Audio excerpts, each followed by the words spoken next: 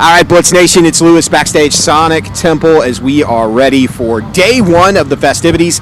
And the guys from P.O.D. kind enough to join us today. And boy, a lot of people have history with you guys. How long has it been? You guys have been doing this for more than a minute, right? Yeah, man, we've been going, 32 years? 32 years. So Has it been that long? We're the veterans now in this game. So are you still the youth of the nation, though? In heart. Passion. And now, a lot of people don't understand the place where you guys are coming from. And I think for a while there, when youth dropped, like that became a quick anthem for a lot of people. For a lot of the right reasons, just based on where you guys, how you guys came up, and how you guys what prompts you to write something like that, and when you do, did you know that it was going to have the kind of impact, or did you expect that it was going to have the kind of impact that it did? Because man, you hear people chant that song. Like that's still like that pops up on somebody's playlist, and they're like, hell yeah! That song is more relevant now. 22 years later. Yeah, we knew we had something special, but we were actually in San Diego writing our record, and we were 2 blocks away from Santana High School when the Santee shooting happened. And so the ambulance, the police, the fire trucks, everything's going on. Back then we didn't have cell phones, so we had to run in the studio, turn on the news, right? And then we realized that in our own backyard this is happening. So it just prompted us to kind of bring up the issue, and the way we felt that day, we just rewrote that song, and it became what it is. It is an anthem. And it was definitely inspired, too, by the Columbine shooting, too, which happened a couple years before, I think it was. Yeah. So we had talked about it then, but, Do you guys think it's crazy how stuff like Columbine didn't happen all the time? And when it did happen, it was like, damn. Now, isn't it? It's just crazy that it happens so frequently now. It's almost become like, all right, when's the next one gonna come out? I think we just progressed way too fast, just in technology. You know what I mean? How we catch our news, everything. The world has become so small now. When before it was a mystery. So now everything is recorded, everything is on camera. So yeah, we still have to address those issues. Which is crazy, because I don't understand why some people do the things they do, because everybody is recording everywhere you go. Someone has that. There's video evidence of everything that. Yeah. But it was crazy. I watched the documentary on Woodstock, and they saw that people were lost in the crowd, and it hit me. I'm like, well, of course they were lost in the crowd. Nobody had cell phones back then, so you couldn't just. It doesn't even make sense now. I just watched that too. It's just weird how things have come. Is it crazy so many years later that you can take a song, we'll use Youth of the Nation, we'll stay on that for a second, and how the definition's the same, but the circumstances have changed, but it still applies? Yeah. I mean, obviously, we brought up an issue, with gun violence with kids, but it just has to do with the mental health of kids in general, and the innocence lost with our young people. And as fathers, it sucks to be a kid these days. Yeah. You know what I mean? But now we're just dealing with it in 2024.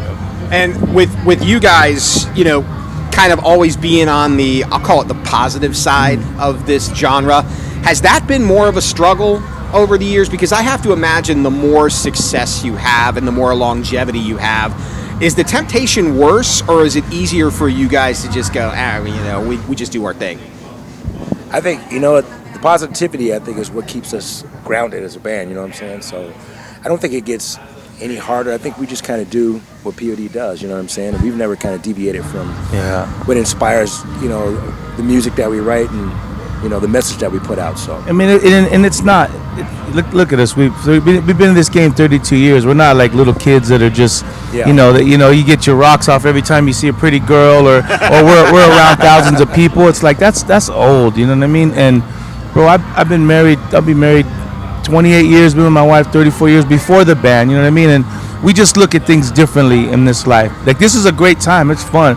But this ain't real to me. Yeah. When I go home with my wife and my kids, it's real. That's real. This is just, we're free to have the fun and do what you want, but you got to navigate through your life and how you want to live it. You know what I mean? I'll tell you what, I never had kids, but my girlfriend became the legal guardian of her younger brother and sister a few years back. Yeah. And all of a sudden, I had a 12-year-old girl in my house, and then she got to be a teenager. You start thinking differently. Dude. It changes your perspective on everything. Exactly, bro. And it should. I always encourage dads to have girls. Yeah. It changes you, man. Because when you look at someone now, you're like, Oh man, that could be It should, it should change you, and if it doesn't, something's wrong with you. You know what I mean? But we're here to protect our kids. We're here to raise them right. You know. Well, we are here at Sonic Temple, and you guys are no strangers to festivals like this. What's your approach like? Because you're doing a different kind of show. There are 40-something bands playing, and you're in them. How does that? Do you guys go on? Is your process any different when it's something this epic and this big of a scale, as opposed to if you were just doing a show like, let's say you're back in San Diego playing the venue you got started? I think it's, man, like what Sonny was saying, we've been doing this for so long that all of it's just like the job. You know what I'm saying? This is what you do. Every situation's different. It's easy. So, you get upset and you just rock it. We're only playing 35, 40 minutes. That's easy. We're coming off hour and a half headline. So we get to come here and play songs, and most of the songs everybody knows, get to play some new ones, and we're good. Yeah. I got 2 questions for you. Every tattoo has a story. Do you have one that is super particular to you, or do you have one that you think of the most? I mean, I think over my chest I have the praying hands, and I have my wife and my 3 kids' name around it. That one's special to me. Okay. Yeah. I got mine early, man, so the guy who was doing all our tattoos, he was learning on us. These guys covered up all the bad ones. Mine's still here, you know what I'm saying? Don't worry, dude. Right now, there's somebody walking around with a Tasmanian devil and a barbed wire that they got spring break in '97. Then they're like, "Damn, man, I can relate." Bud Light logo. You're like, "Oh man," which was a great idea when you were 22, but not so much anymore. What's your guys' favorite song to perform live? After 32 years, what's the one that's still like every time? We get asked that question a lot, and it really is hard, man. It's like we have over 150 songs, so I mean, it's so many. It's almost like you have babies, and all your kids are all beautiful to you. So I enjoy every single one of them. Is there one better? There are a few. Okay. There's the anthems. I mean, obviously, Youth, Alive, Boom, but Southtown for me is always special because it's where we come from. Yeah. And then there's some old ones that are songs you've probably never heard before. Yeah, but you know what's great though is now there's this whole new generation of people that are finding older music, whether it be YouTube or whatever. Old is new again for some of those people. I remember when the Batman movie came out and they dropped Nirvana, Something in the Way, and people would call, "Hey, can you play that new Nirvana?" New Nirvana. Hold on, there hasn't been a new Nirvana in 30 years.